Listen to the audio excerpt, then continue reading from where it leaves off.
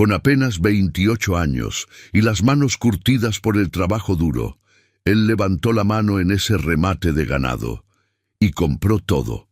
Los hombres que lo habían humillado segundos antes se quedaron mudos, porque ese peón humilde que todos despreciaban acababa de demostrar que tenía más dinero que todos ellos juntos, y eso era apenas el comienzo. Era una época en la que la tierra lo era todo.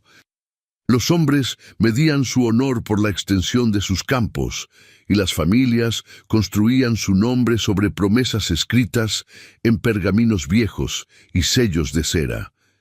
En aquella región árida del interior, donde el sol quemaba sin piedad y el viento arrastraba el polvo de generaciones olvidadas, las disputas por la tierra duraban más que las propias vidas. Los remates de ganado eran eventos sagrados. Hombres de sombrero alto, botas lustradas y miradas duras se reunían bajo el sol despiadado para mostrar su poder. Cada compra era una declaración, cada lance, un recordatorio de quién mandaba y quién obedecía. Era un mundo donde la palabra de un hombre rico valía más que la verdad de un hombre pobre, donde un apellido podía abrir puertas o cerrarlas para siempre, y donde los hijos de los caídos crecían en silencio, cargando la memoria de injusticias que nadie más recordaba. Pero aquella mañana, en el corral de remates de San Julián, todo eso estaba por cambiar, porque entre la multitud de hombres poderosos había uno que nadie notaba, un peón de manos callosas y mirada baja, un hombre que había esperado 20 años por ese momento, y cuando finalmente habló, su voz resonó más fuerte que el martillo del rematador. Si tú también sientes que estas memorias no deben perderse, suscríbete aquí al canal y cuéntanos en los comentarios desde qué región nos estás viendo. Vamos a recorrer juntos los caminos que formaron el corazón de nuestra gente. El sol de mediodía caía como plomo derretido sobre el corral de San Julián. Era uno de esos días en los que hasta los perros buscaban sombra y el aire parecía arder con cada respiración. Pero en el centro del corral, rodeados por cercas de madera desgastada y el polvo que nunca se asentaba, los hombres más ricos de la región se habían reunido para el remate de ganado más importante del año. Don Ernesto Villalobos estaba en el centro, como siempre, con su sombrero de ala ancha, su bastón de caoba con empuñadura de plata, y esa sonrisa que más parecía una cicatriz. A sus 65 años, era el dueño de la hacienda más grande de la región. Las tierras de la Merced se extendían por kilómetros, y todos sabían que don Ernesto no había llegado a ese poder solo con trabajo honesto. A su lado estaban los otros hacendados. Don Facundo Rojas, con su chaleco de seda y sus anillos de oro. Don Heriberto Mendoza, el más joven de todos, heredero de tierras que nunca había trabajado. Y otros más, hombres que medían su valor en cabezas de ganado y hectáreas de tierra. El rematador, un hombre gordo con voz de trueno, golpeaba el martillo contra la mesa improvisada mientras anunciaba los lotes. Las vacas pasaban una por una, y los hombres levantaban la mano con gestos mínimos, casi aburridos. Era un ritual. Un juego donde todos sabían quién iba a ganar, hasta que él apareció. Matías caminó despacio entre la multitud. No llevaba sombrero fino, no tenía botas lustradas. Su ropa era la de un peón cualquiera, camisa desgastada, pantalones remendados y un sombrero viejo que había visto mejores días. Tenía 28 años, pero las manos curtidas por el trabajo le daban la apariencia de alguien mucho mayor. Nadie lo miró cuando entró. Era invisible. Un peón más entre tantos que trabajaban las tierras de otros. Se quedó al fondo, cerca de la cerca, con los brazos cruzados y la mirada fija en el ganado que pasaba.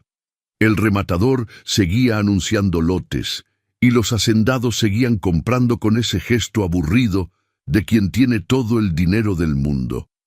Entonces llegó el lote principal, 50 cabezas de ganado selecto, vacas de cría, todas jóvenes, todas sanas. El mejor ganado que había pasado por San Julián en años. El rematador golpeó el martillo con fuerza. Lote principal, 50 cabezas, empezamos en 2.000 pesos. Don Ernesto levantó la mano sin siquiera mirar. 2.500, dijo con voz tranquila. Don Facundo sonrió. 3.000. Don Heriberto se unió. 3.500. El juego continuó. 4.000. 4.500. 5.000. Las cifras subían, pero ninguno de ellos parecía preocupado. Era solo una demostración de poder. Entonces, desde el fondo del corral, una voz tranquila pero clara rompió el silencio. 10.000.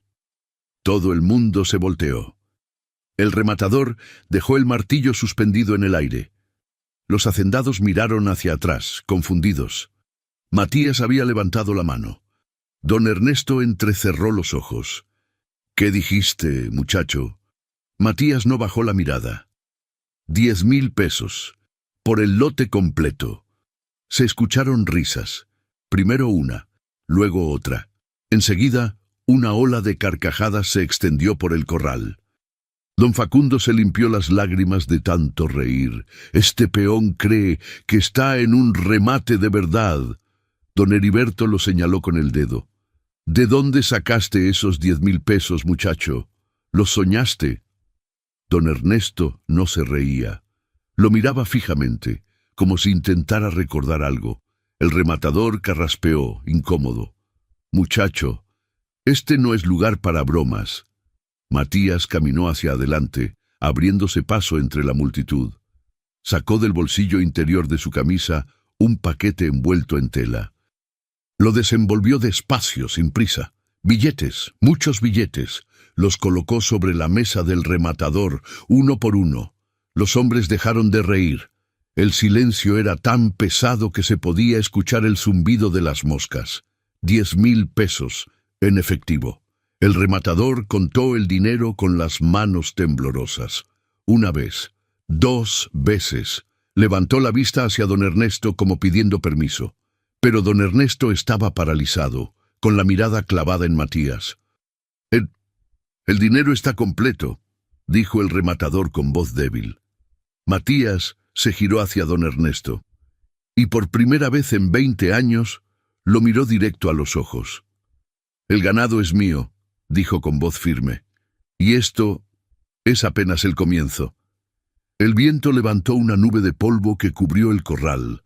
Cuando se asentó, Matías ya estaba caminando hacia la salida, con la escritura del ganado en la mano. Los hombres más ricos de San Julián se quedaron de pie, mudos, viendo cómo un peón humilde acababa de comprar lo que ninguno de ellos pudo. Y algo en el aire había cambiado para siempre. Si quieres caminar este camino con él, suscríbete al canal y descubre lo que el destino todavía esconde. 20 años atrás, Matías era apenas un niño de 8 años con los ojos brillantes y las manos todavía suaves. Vivía en la hacienda más hermosa que había visto, La Esperanza. Una propiedad de tierras fértiles, ganado abundante y una casa grande con techo de tejas rojas que se veía desde el camino principal.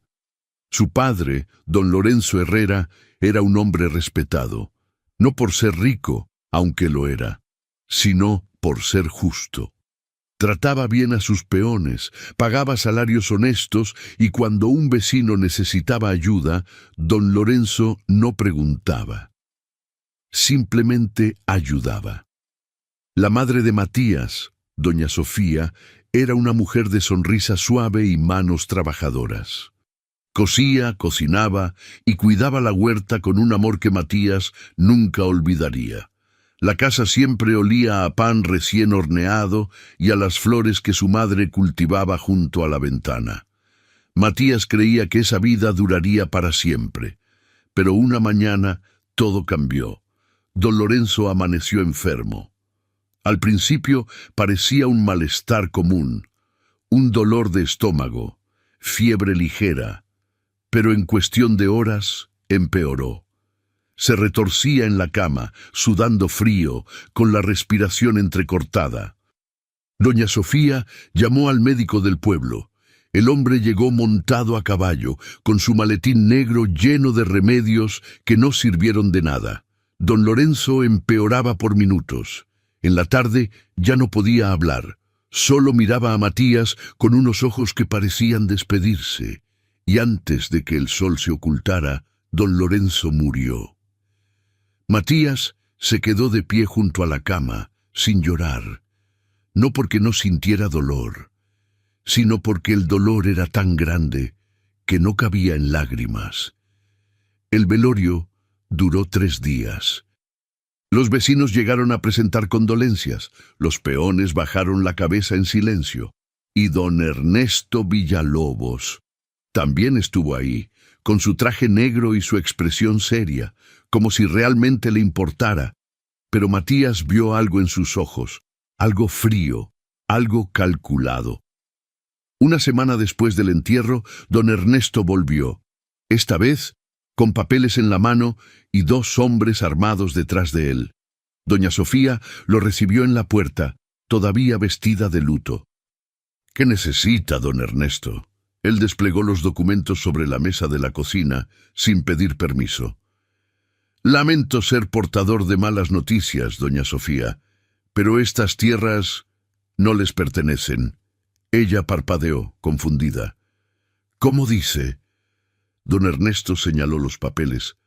Don Lorenzo me debía dinero, mucho dinero. Firmó un documento hace 2 años hipotecando la esperanza como garantía. Nunca pagó. Ahora la deuda es mía, y la tierra también. Doña Sofía negó con la cabeza. Eso es mentira. Lorenzo nunca... Aquí está su firma, interrumpió don Ernesto señalando el documento con el dedo.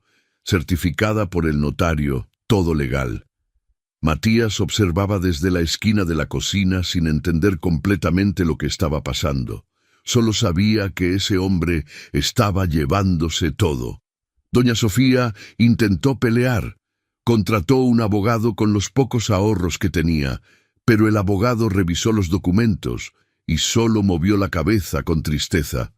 Lo siento, señora. La firma es legítima. No hay nada que hacer. Mi esposo nunca firmó eso, gritó ella con lágrimas en los ojos. Quizá no lo recuerda, señora. Quizá estaba desesperado. No lo sé, pero legalmente estas tierras ahora le pertenecen a don Ernesto. Un mes después, doña Sofía y Matías fueron desalojados. Los peones, que trabajaban en La Esperanza, bajaron la mirada cuando vieron a la viuda y al niño salir con 2 bolsas de ropa y nada más. Nadie los ayudó. Nadie se atrevió. Don Ernesto estaba parado en el portón principal, viendo cómo se iban. Matías se volteó una última vez. Miró la casa donde había nacido, los campos donde había corrido, el árbol donde su padre le había enseñado al azar, y entonces miró a don Ernesto. El hombre le sostuvo la mirada y sonrió, una sonrisa que Matías nunca olvidaría. «Adiós, muchacho», dijo don Ernesto con voz suave, «y buena suerte». Matías apretó los puños. No dijo nada. Solo guardó esa imagen en su memoria, esa sonrisa, esa injusticia, y se prometió a sí mismo que algún día volvería. Doña Sofía y Matías se mudaron a un rancho pequeño en las afueras del pueblo. Ella cosía para otras familias. Él trabajaba como peón donde lo aceptaran. La vida era dura, el hambre era constante, pero nunca se quejaron. 3 años después, doña Sofía también murió, no de enfermedad, sino de tristeza. Matías tenía 11 años cuando enterró a su madre junto a su padre en el cementerio del pueblo. Se quedó solo en el mundo, sin familia, sin casa, sin nada, excepto una promesa, y esa promesa lo mantuvo vivo durante los siguientes 17 años. ¿Tú también sentiste ese escalofrío? Deja un comentario con tus pensamientos. El próximo capítulo te espera. Matías tenía 11 años cuando se convirtió en peón, demasiado joven para el trabajo que le tocaba hacer, demasiado pequeño para levantar los sacos de grano, demasiado débil para domar caballos salvajes. Pero no tenía opción. Los primeros años fueron los más duros. Dormía en establos, comía sobras y trabajaba desde el amanecer hasta que la oscuridad no le permitía ver más. Las manos se le llenaron de callos, la espalda se le curvó por el peso de las cargas, y el rostro se le endureció por el sol y el silencio, porque Matías aprendió algo muy importante en esos años. El silencio era su mejor arma. Nunca habló de quién era, nunca mencionó a don Lorenzo. Nunca reveló que alguna vez había sido el hijo de un hacendado respetado. Para todos era simplemente Matías, un peón más, alguien sin pasado y sin futuro. Pero dentro de él la promesa seguía viva. Cada peso que ganaba, lo guardaba.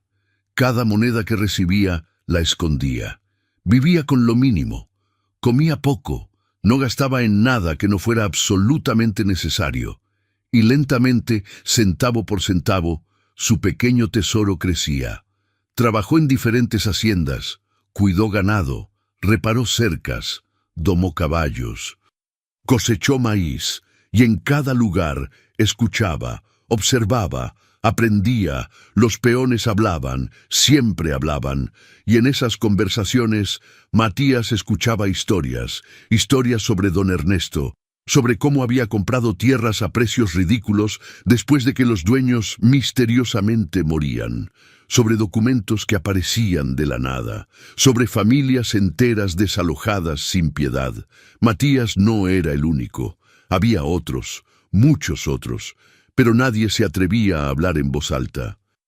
Porque hablar significaba perder el trabajo, o algo peor.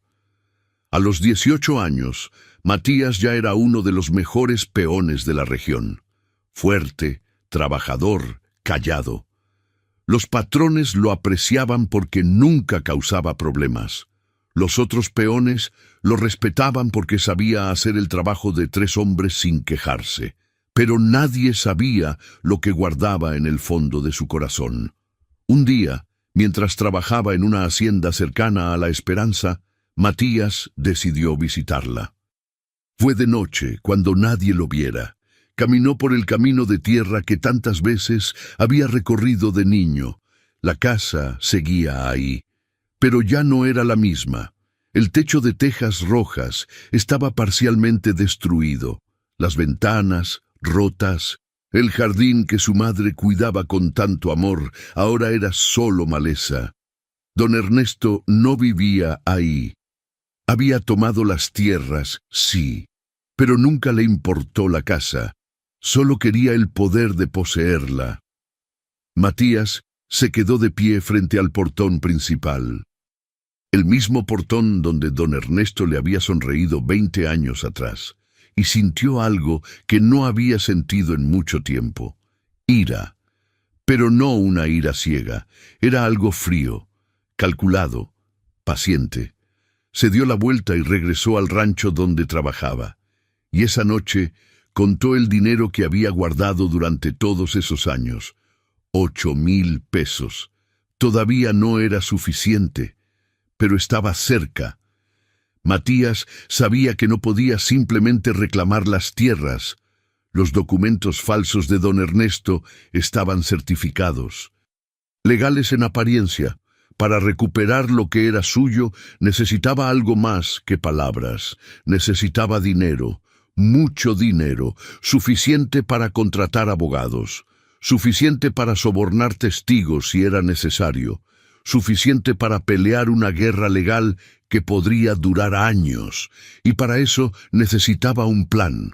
Entonces, una mañana, mientras trabajaba en el corral de un hacendado menor, escuchó la noticia. Había un remate de ganado en San Julián, el más grande del año. 50 cabezas de ganado selecto. Todos los hacendados importantes estarían ahí. incluyendo don Ernesto. Matías supo de inmediato lo que tenía que hacer. Trabajó más duro que nunca durante los siguientes meses. Ahorró cada centavo, hizo trabajos extra, vendió lo poco que tenía, y cuando finalmente llegó el día del remate, tenía exactamente 10,000 pesos. No era suficiente para recuperar las tierras todavía, pero era suficiente para hacer algo que cambiaría todo. Era suficiente para ser visto. La noche antes del remate, Matías no durmió. Se quedó sentado en el pequeño cuarto que alquilaba, con el dinero envuelto en tela sobre la mesa, y repasó el plan una y otra vez.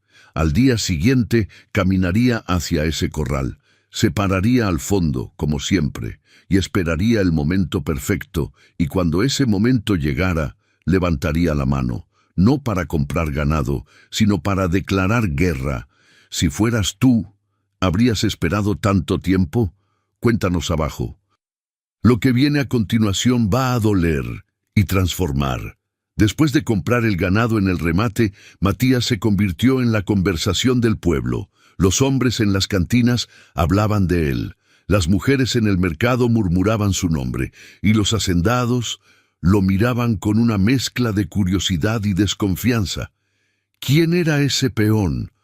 ¿De dónde había sacado tanto dinero? ¿Qué pretendía?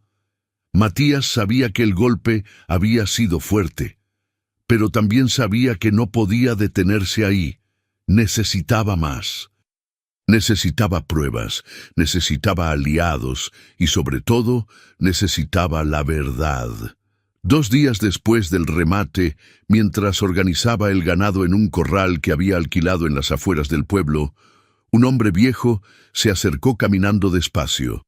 Vestía sotana negra desgastada y llevaba un bastón de madera tallado. Era el padre Anselmo, el sacerdote del pueblo, un hombre de 70 años con ojos cansados, pero amables. Había bautizado a Matías cuando era bebé.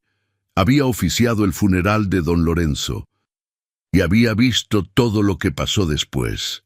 Matías Herrera, dijo el padre con voz suave. Hacía mucho tiempo que no escuchaba ese apellido. Matías dejó de trabajar y se giró hacia él. No dijo nada, solo esperó. El padre Anselmo sonrió con tristeza. Sabía que eras tú. Desde el momento en que levantaste la mano en ese remate, lo supe. Tienes los ojos de tu padre. Matías bajó la mirada. Mi padre está muerto. Lo sé, hijo, y sé cómo murió. Esas palabras hicieron que Matías levantara la cabeza de golpe. ¿Qué quiere decir? El padre Anselmo miró alrededor, asegurándose de que nadie más estuviera cerca. Luego se acercó un poco más y habló en voz baja. Tu padre no murió de enfermedad, Matías. Fue envenenado. El mundo pareció detenerse. Matías sintió como si alguien le hubiera golpeado el pecho.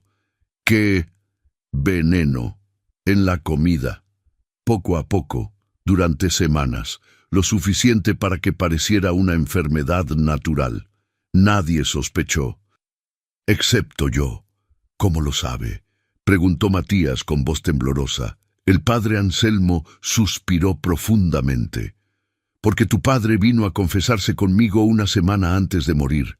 Me dijo que algo andaba mal, que don Ernesto le había pedido firmar unos documentos que él se negó a firmar, documentos sobre una deuda que nunca existió. Tu padre sabía que Ernesto quería sus tierras, y sabía que Ernesto no se detendría ante nada. Matías cerró los ojos. Las piezas comenzaban a encajar. Entonces, la firma en los documentos fue falsificada. Estoy seguro. Tu padre nunca habría hipotecado la esperanza. Amaba esas tierras más que a su propia vida. ¿Por qué no dijo nada? Preguntó Matías con rabia contenida. ¿Por qué dejó que Ernesto se saliera con la suya? El padre Anselmo bajó la cabeza. Porque no tenía pruebas, hijo. Solo tenía la palabra de un moribundo en confesión. Y la confesión es sagrada. No puedo revelar lo que escucho ahí. Pero ahora Ahora que tú has vuelto, puedo ayudarte de otra manera. El sacerdote metió la mano en el bolsillo de su sotana y sacó una llave pequeña y oxidada. Tu padre me dejó algo. Me pidió que lo guardara en caso de que algún día alguien lo necesitara. Creo que ese día llegó. Matías tomó la llave. ¿Qué es esto? La llave de un baúl que está en la sacristía de la iglesia. Dentro hay documentos. Los documentos originales de la esperanza. Las escrituras legítimas. Tu padre los escondió ahí antes de morir. Sabía que Ernesto intentaría destruir cualquier evidencia. Matías apretó la llave en su mano.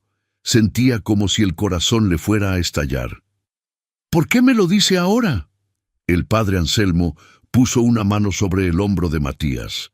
Porque durante 20 años te he visto crecer en silencio. Te he visto trabajar como un hombre que carga el peso del mundo. Y sé que llegó el momento de que recuperes lo que es tuyo. Pero también te digo esto, hijo. La venganza no te devolverá a tu padre, no te devolverá a tu madre. Solo la justicia puede traer paz. Matías asintió lentamente. No busco venganza, padre. Busco justicia. El sacerdote sonrió. Entonces ve a la iglesia esta noche. Yo te esperaré. Esa noche, Matías caminó por las calles oscuras del pueblo hasta llegar a la pequeña iglesia de adobe blanco. La puerta estaba entreabierta. Adentro, las velas parpadeaban proyectando sombras sobre las paredes. El padre Anselmo lo esperaba junto al altar. Sin decir palabra, lo guió hacia la sacristía. Movió una mesa pesada que estaba contra la pared, revelando una trampilla en el piso. La abrió con esfuerzo. Debajo, envuelto en una lona vieja, había un baúl de madera. Matías lo sacó con cuidado, metió la llave en la cerradura, giró. El baúl se abrió con un crujido. Adentro había documentos, muchos documentos, escrituras, títulos de propiedad, cartas firmadas, todo perfectamente conservado. Y en la parte superior había una carta escrita a mano, con la letra de su padre. Matías la desdobló con las manos temblorosas y comenzó a leer. Hijo mío, si estás leyendo esto, significa que ya no estoy contigo. Y significa que Ernesto Villalobos se salió con la suya. Pero también significa que tú has crecido, que eres fuerte y que has decidido pelear. Estas tierras son tuyas por derecho. No dejes que nadie te diga lo contrario. Lucha por ellas, no con violencia, sino con la verdad. La verdad siempre gana, aunque tarde años. Te amo, hijo, y estaré siempre contigo. Tu padre, Lorenzo Herrera. Matías leyó la carta 2 veces, 3 veces, y cuando finalmente la dobló, las lágrimas corrían por su rostro. No eran lágrimas de tristeza, eran lágrimas de furia, pero también de esperanza, porque ahora tenía lo que necesitaba, tenía la verdad. ¿Tú estarías de acuerdo con él? Comparte tus pensamientos, y no olvides volver. La parte más intensa todavía está por venir. Matías sabía que los documentos no serían suficientes por sí solos. Necesitaba un abogado, alguien valiente, alguien dispuesto a enfrentarse a don Ernesto en un tribunal. Preguntó en el pueblo. Nadie quería ayudarlo. Los abogados locales tenían miedo. Don Ernesto era demasiado poderoso. Nadie quería enemistarse con él. Hasta que le mencionaron a don Rafael Cortés, un abogado de la capital que había venido al pueblo a visitar a su hermana. Un hombre de unos 40 años, con reputación de no tenerle miedo a nadie. Había ganado casos imposibles, y no le importaba quién estuviera del otro lado. Matías lo encontró en la pequeña casa de su hermana, revisando unos documentos junto a la ventana. «¿Don Rafael?», preguntó Matías desde la puerta. El hombre levantó la vista. Tenía unos ojos inteligentes y una barba bien cuidada. «Ese soy yo. ¿Qué necesitas, muchacho?». Matías entró y colocó los documentos sobre la mesa. Necesito que me ayude a recuperar lo que me robaron.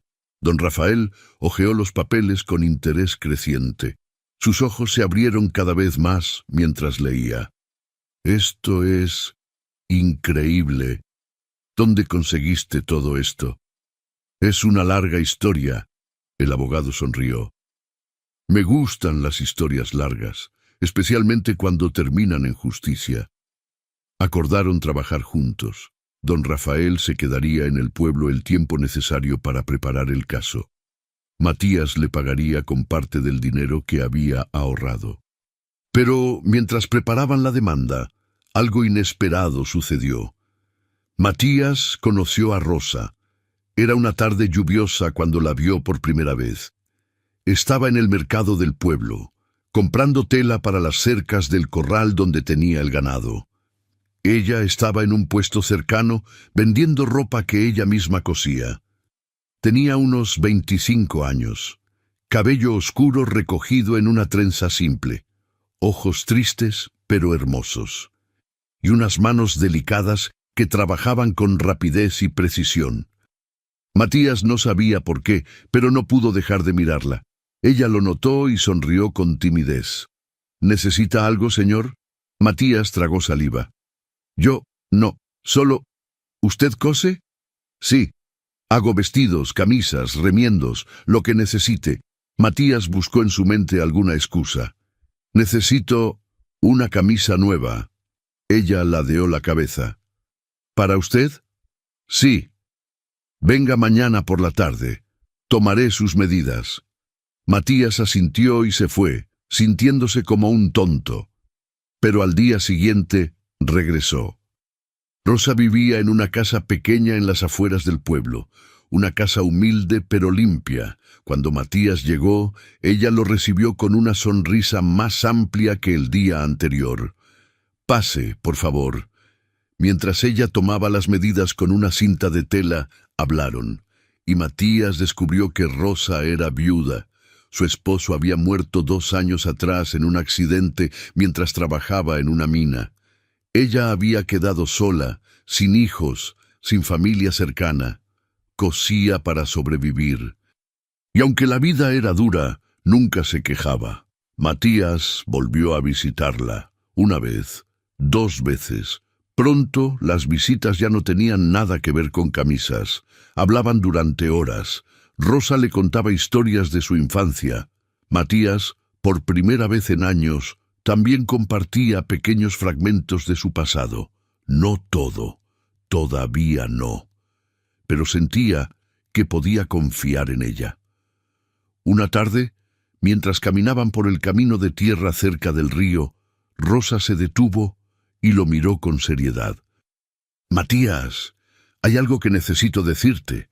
Él sintió un nudo en el estómago. «¿Qué pasa?» Ella bajó la mirada. Mi padre es don Ernesto Villalobos». El mundo se detuvo. Matías dio un paso atrás, como si le hubieran golpeado. «¿Qué?» Rosa tenía lágrimas en los ojos. «Él me abandonó cuando yo era pequeña. Mi madre y yo vivimos solas en otro pueblo durante años. Él nunca nos visitó, nunca nos ayudó. Para él no existíamos, pero sigue siendo mi padre». Matías no sabía qué decir. La rabia y la confusión se mezclaban en su pecho. Rosa se acercó un paso. «No soy como él, Matías, te lo juro. No sé qué pasó entre ustedes, pero si mi padre te hizo daño, lo siento, de verdad lo siento». Matías respiró profundamente. «Tu padre me quitó todo. Mató a mi padre, me robó mis tierras, me dejó sin nada». Rosa se llevó las manos a la boca, horrorizada. «Dios mío. Matías, yo no sabía». «Lo sé», dijo él con voz temblorosa. «Sé que no sabías, pero ahora lo sabes. Y necesito que entiendas algo. Voy a recuperar lo que es mío, voy a llevarlo a los tribunales y voy a ganar». Rosa asintió lentamente, con lágrimas cayendo por su rostro. «Entonces, ¿qué somos nosotros?» Matías la miró a los ojos. Y a pesar de todo el dolor, a pesar de toda la ira, supo la respuesta. Tú no eres tu padre, y yo no voy a castigarte por lo que él hizo. Rosa se lanzó a sus brazos y lloró, y Matías la sostuvo, sintiendo algo que no había sentido en mucho tiempo: esperanza. Pero también sabía que las cosas se habían complicado, porque ahora estaba enamorado de la hija de su enemigo, y eso podría destruirlo todo. Si esta historia ya te emocionó hasta aquí, solo espera, deja un like y acompáñanos al próximo capítulo. Don Rafael trabajaba rápido. En cuestión de semanas había preparado la demanda. Los documentos originales eran irrefutables. Las escrituras legítimas de la esperanza estaban firmadas, selladas y registradas años antes de que don Ernesto presentara sus papeles falsos. El caso fue admitido en el Tribunal Regional.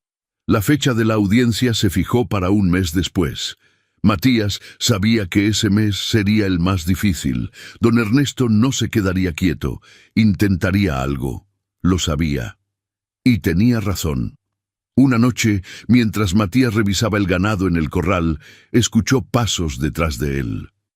Se giró rápidamente, con la mano en el cuchillo que siempre llevaba en el cinturón. Pero no eran hombres de don Ernesto, era una mujer. Tenía unos 35 años. Vestía ropa sencilla pero limpia. Llevaba un velo negro sobre la cabeza, como las monjas, y en las manos sostenía un rosario y una carta vieja. Matías Herrera, preguntó con voz suave pero firme. Él asintió con cautela. ¿Quién es usted? La mujer respiró profundamente. Mi nombre es Elena, Elena Herrera, y soy tu hermana. Matías sintió como si el suelo se abriera bajo sus pies. ¿Qué?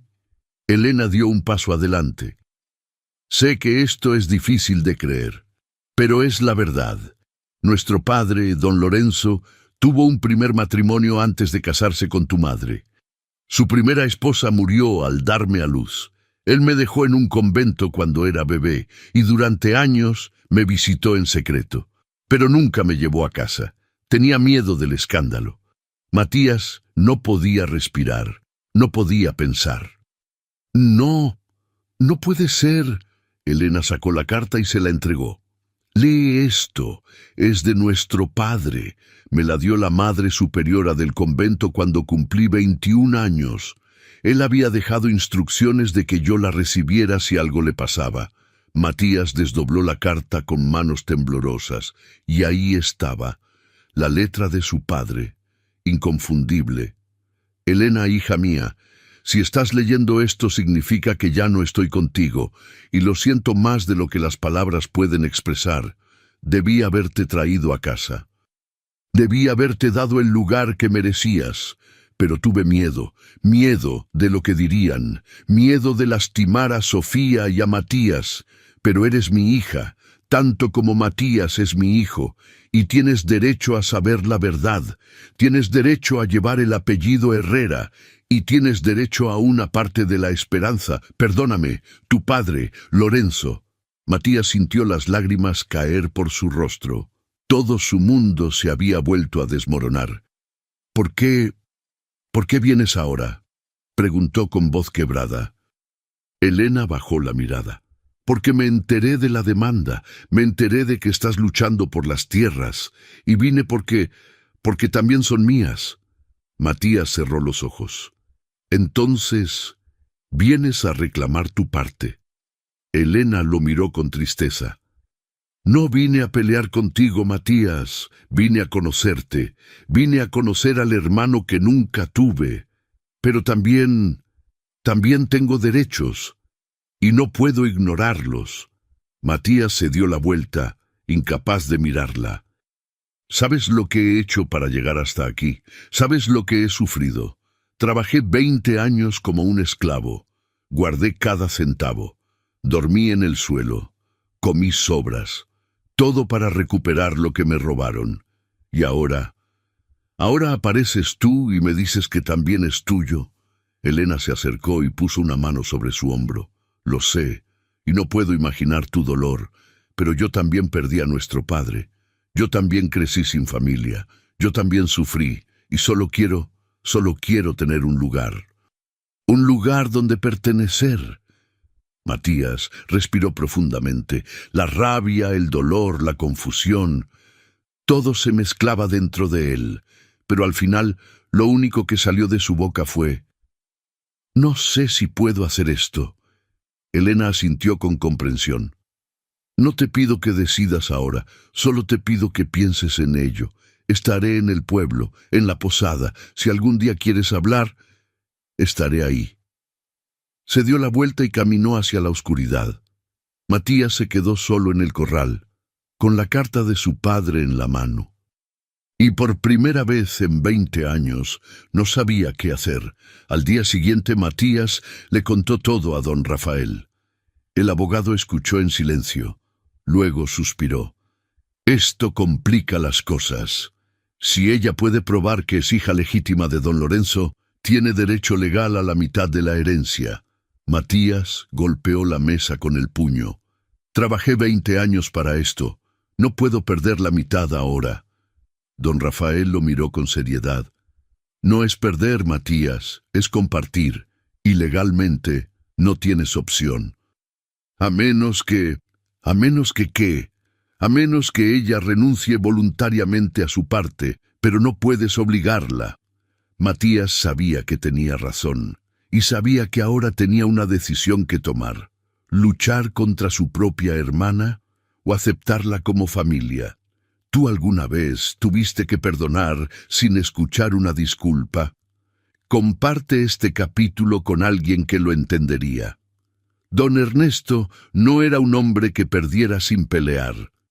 Cuando se enteró de la demanda, cuando vio los documentos originales, cuando supo que Matías tenía un caso sólido, supo que necesitaba actuar, y lo hizo de la forma más sucia posible.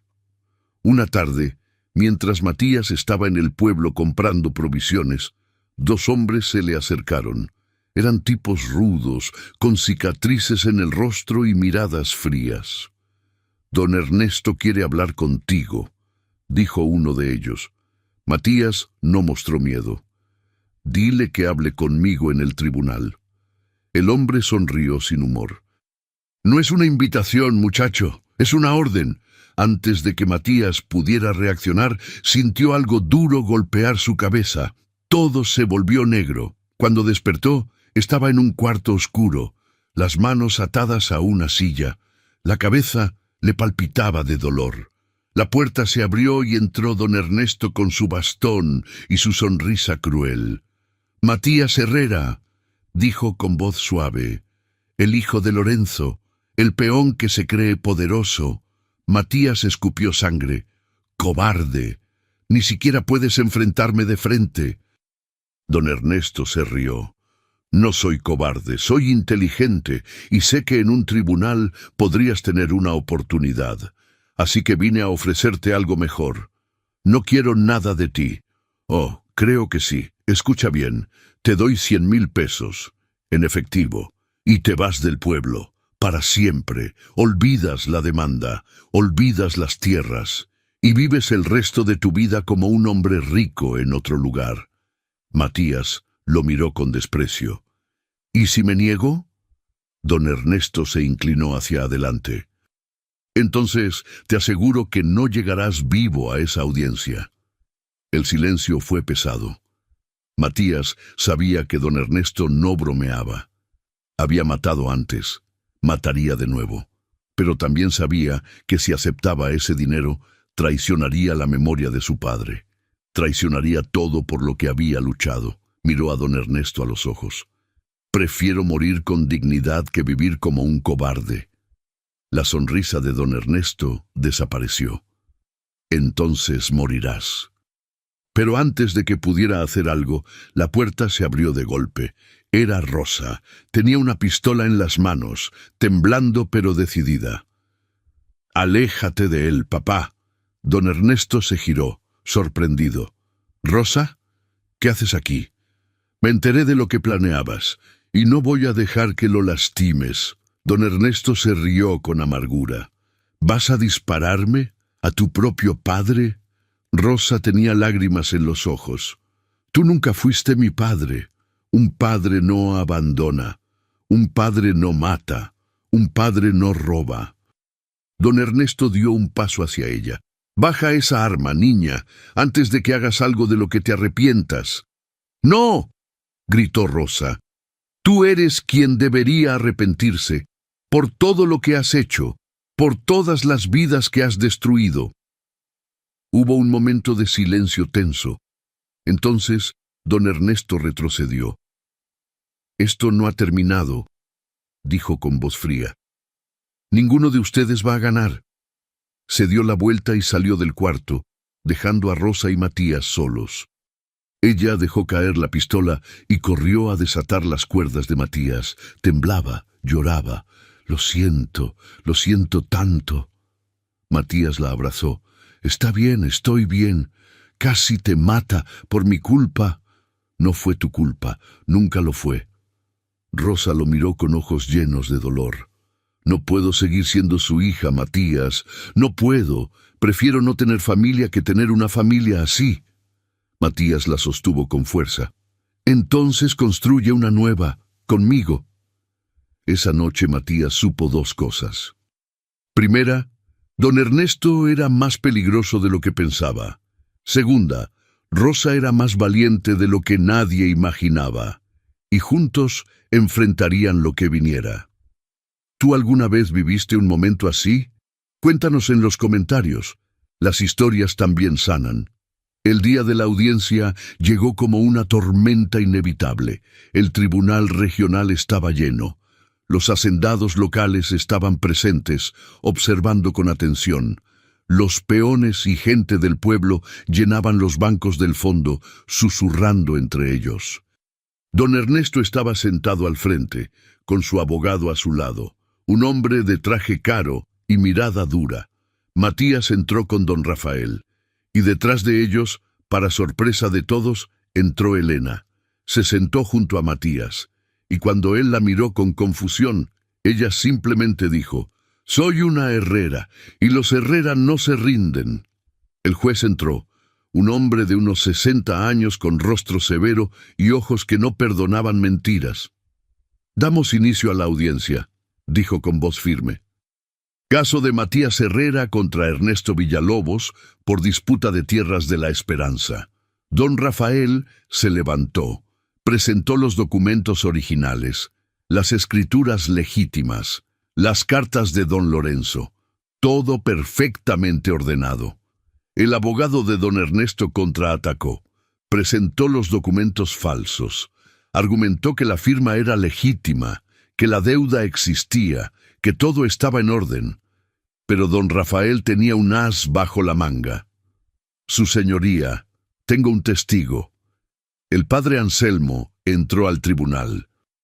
Vestía su sotana y cargaba la Biblia en las manos. Juró decir la verdad, y entonces habló. Don Lorenzo Herrera vino a confesarse conmigo una semana antes de su muerte.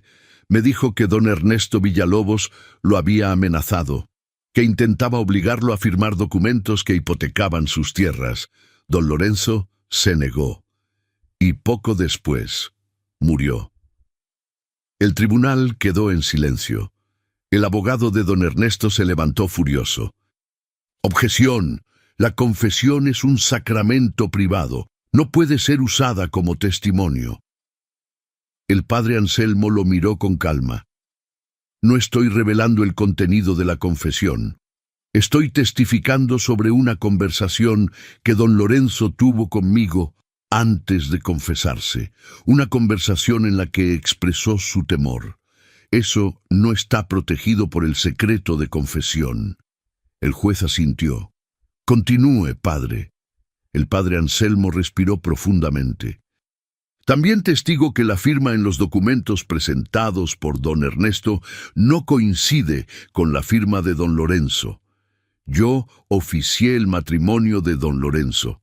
Tengo registros con su firma, y no son iguales». Don Rafael presentó los registros de matrimonio. El juez comparó las firmas. La diferencia era evidente. El abogado de don Ernesto intentó argumentar, pero cada palabra sonaba más desesperada. Entonces Elena se levantó. «Su señoría, tengo algo que decir». El juez la miró con curiosidad. «¿Quién es usted?» «Elena Herrera, hija legítima de don Lorenzo Herrera y hermana de Matías». Un murmullo recorrió el tribunal. Elena continuó. «He revisado todos los documentos y estoy aquí para decir que apoyo la demanda de mi hermano. Las tierras le pertenecen y renuncio a cualquier reclamación legal sobre ellas. Solo pido una cosa, que el apellido Herrera sea restaurado con honor». Matías la miró con lágrimas en los ojos. Ella le sonrió. El juez revisó todos los documentos una vez más. Luego levantó la vista. «He revisado las pruebas, he escuchado los testimonios, y mi veredicto es el siguiente. Los documentos presentados por don Ernesto Villalobos son falsificaciones. La deuda nunca existió. Las tierras de la Esperanza pertenecen legítimamente a la familia Herrera. Se ordena la devolución inmediata de las tierras a Matías Herrera. Don Ernesto Villalobos deberá pagar una compensación por los daños causados durante estos 20 años. Además, se abrirá una investigación criminal sobre la muerte de don Lorenzo Herrera y las prácticas fraudulentas de don Ernesto Villalobos». El martillo cayó. Caso cerrado. El tribunal estalló en murmullos. Los peones en el fondo aplaudieron. Los hacendados se miraron entre sí, incómodos. Don Ernesto se levantó lentamente. Miró a Matías con un odio profundo, pero no dijo nada. Solo se dio la vuelta y salió del tribunal. Matías se quedó de pie, sintiendo el peso de 20 años caer de sus hombros. Había ganado, no con violencia, no con dinero sucio, sino con la verdad. La verdad está aquí. ¿Y ahora? Comenta qué harías tú en su lugar. Los primeros días después del juicio fueron extraños. Matías caminaba por las tierras de la Esperanza como si estuviera en un sueño. 20 años esperando ese momento. Y ahora que finalmente había llegado, casi no podía creerlo. La casa seguía en ruinas. Los campos estaban abandonados, las cercas rotas. Pero todo eso podía reconstruirse. Lo que no podía reconstruirse era el tiempo perdido. Matías contrató a varios peones, hombres que habían trabajado con él durante esos años difíciles. Hombres que sabían lo que significaba sudar por un sueldo justo. Juntos comenzaron a levantar la hacienda de nuevo. Repararon el techo, arreglaron las ventanas, limpiaron el jardín. Poco a poco, la esperanza volvía a la vida. Rosa estaba siempre a su lado. Cosía cortinas nuevas para las ventanas. Plantaba flores junto a la entrada y cada tarde cocinaba para los trabajadores, llenando la casa con el olor de comida casera que Matías no había sentido desde niño. Elena también se quedó, no en la hacienda, sino en el pueblo. Abrió una pequeña escuela para niños, enseñaba a leer y escribir a los hijos de los peones. Y cada domingo venía a la Esperanza a compartir el almuerzo con Matías y Rosa. Era la familia que ninguno de ellos había tenido. Un día, mientras Matías revisaba las cercas, el padre Anselmo llegó montado en su viejo caballo. «Vine a ver cómo va todo», dijo con una sonrisa cansada. Matías lo ayudó a desmontar. «Va bien, padre, gracias a usted». El padre Anselmo negó con la cabeza. «No me agradezcas a mí. Agradécele a tu padre. Él fue quien tuvo la previsión de guardar esos documentos». Matías miró hacia la casa. «A veces siento que está aquí, viendo todo esto. Estoy seguro de que lo está. Y estoy seguro de que está orgulloso». Pasaron los meses. La esperanza floreció de nuevo. El ganado pastaba en los campos verdes, los caballos corrían libres, y la casa, una vez vacía y oscura, ahora estaba llena de vida. Matías se casó con Rosa en una ceremonia simple en la pequeña iglesia del pueblo. El padre Anselmo ofició la boda. Elena fue la madrina, y los peones llenaron los bancos, celebrando con una alegría sincera. No hubo lujos, no hubo ostentación, solo amor. Y para Matías eso era más de lo que nunca había soñado. Un año después, Rosa le dio la noticia. Estaban esperando un hijo. Matías la abrazó con lágrimas en los ojos y supo que el ciclo se estaba completando. La vida que don Ernesto había intentado destruir ahora renacía más fuerte que nunca. ¿Tú aceptarías este final? Dinos. Y quédate para el epílogo. 5 años habían pasado desde el juicio. La Esperanza era ahora una de las haciendas más prósperas de la región. No por riqueza ostentosa, sino por trabajo honesto y respeto mutuo. Matías tenía 33 años. Su rostro había perdido la dureza de los años de peón. Ahora sonreía más, descansaba mejor, y cada mañana se despertaba al lado de Rosa sintiendo una gratitud profunda por todo lo que habían construido juntos. Su hijo, Lorenzo, tenía 4 años, un niño de ojos brillantes y risa fácil, el vivo retrato de su abuelo. Una tarde, Matías decidió llevar a Lorenzo a un lugar especial. Caminaron juntos por el camino de tierra hasta llegar al viejo corral de San Julián, el mismo corral donde, años atrás, Matías había sido humillado, el mismo lugar donde todo había comenzado. El niño miraba alrededor con curiosidad. «Papá, ¿por qué vinimos aquí?» Matías se arrodilló para quedar a la altura de su hijo. «Porque aquí aprendí algo muy importante, mijito». «¿Qué aprendiste?» Matías sonrió con una mezcla de tristeza y orgullo. «Aprendí que la dignidad no se compra, se defiende».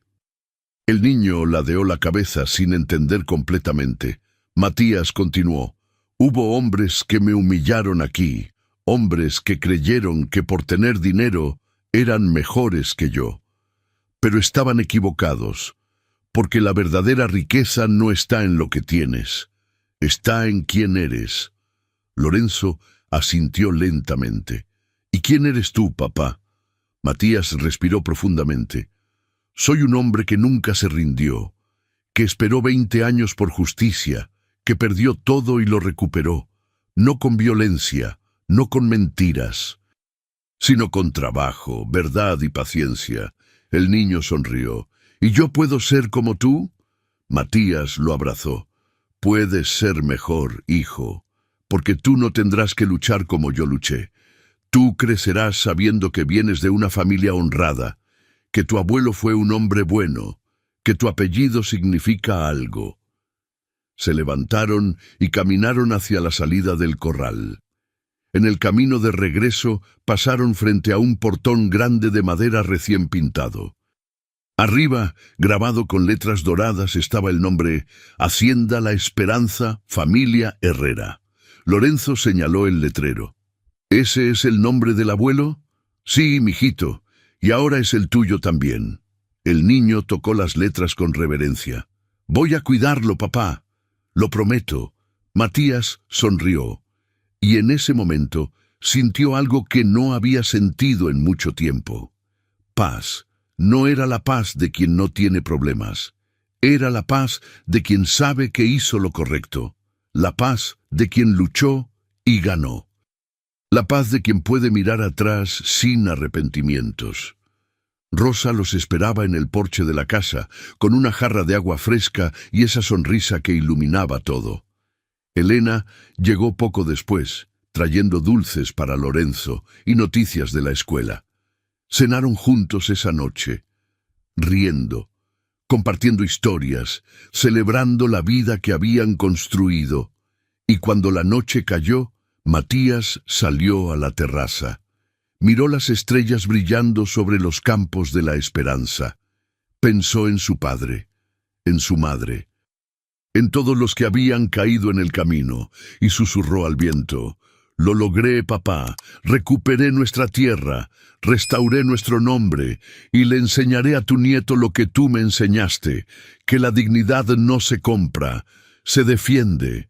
El viento sopló suavemente, como una respuesta silenciosa, y Matías supo que su padre lo había escuchado, porque algunas promesas no mueren, se convierten en legado, y el legado de los Herrera acababa de comenzar.